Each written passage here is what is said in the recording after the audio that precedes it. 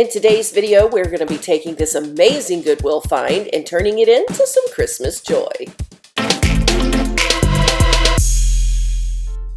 Hey designers, and welcome back. Today we're going to be showing you how we took this amazing little $3 Goodwill find and turned it into a beautiful, priceless treasure. If you haven't yet subscribed to the channel, go ahead and do so and click that bell notification. You'll be super glad you did. We also picked up these $1 letters over at Hobby Lobby to add to our design, and we needed a Christmas wreath for just $4. The first step in creating this beautiful treasure is removing all the old paint, or most of it anyway. We still want some of the red peeking through as well as parts of the natural wood, so we're gonna sand fairly lightly. You might need an electric sander for this. It was wearing me out pretty quickly. Once all the sanding is done, make sure that you wipe away all of the dust and debris really well before going on to the next step. Then it's time to rough up those letters, just really taking the paint off of the edges, wanting to make them look a little older and more rustic, still leaving the bulk of your white paint. Although our little ladder would have been perfect just like that, we opted to add some chalk paint. This was actually baby girl's idea that she was inspired by looking through Instagram, and she loved the look of the chalk paint, giving it just a little bit more of a farmhouse feel. We do have other videos showing you exactly how to use the chalk paint and wax system. I will link that for you down in the description box, and I will also pop a card up for you right here. As you go along, just make sure that you're covering all sides of your project. For us, we did not want to have a solid white look, so you can see that we are still leaving a lot of that red peeking through as well as some of the natural wood. This is going to be personal preference, so you cover it as thick or as little as you would like to do. Once all of the paint was applied to our project, you can see how it's turning out here. We noticed that there were a few spots that were just a little bit too white for our liking. So back outside we went with some sanding paper and just roughed those little edges back down to see more of the red. At this step in the project, it was time to go ahead and apply the wax to seal in that chalk paint. A little bit will do. You don't need a whole lot of the wax.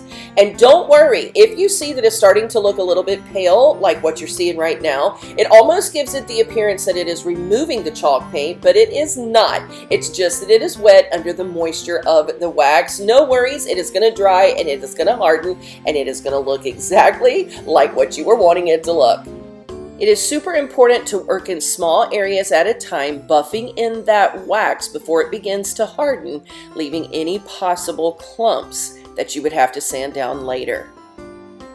We set that ladder aside and we're going to let it cure for about 2 hours. In the meantime, we're putting together our little ribbon for our wreath. Look how adorable. Pick any ribbon that you want to. Super easy. Make your bow look however you're wanting to make it look. And then you're going to affix it to that wreath using just some floral wire.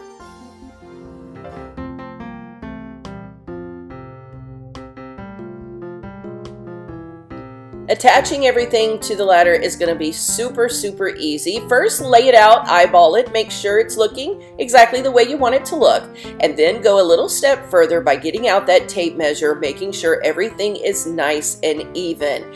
However, if you're going for a super rustic barn look for your farmhouse style, you may not even want it to be even. You can just pop it up there, giving it a little more flair of that rustic vibe. We are going to mark the center point of this ladder, apply some hot glue, and get our wreath in place before we move on to our letters.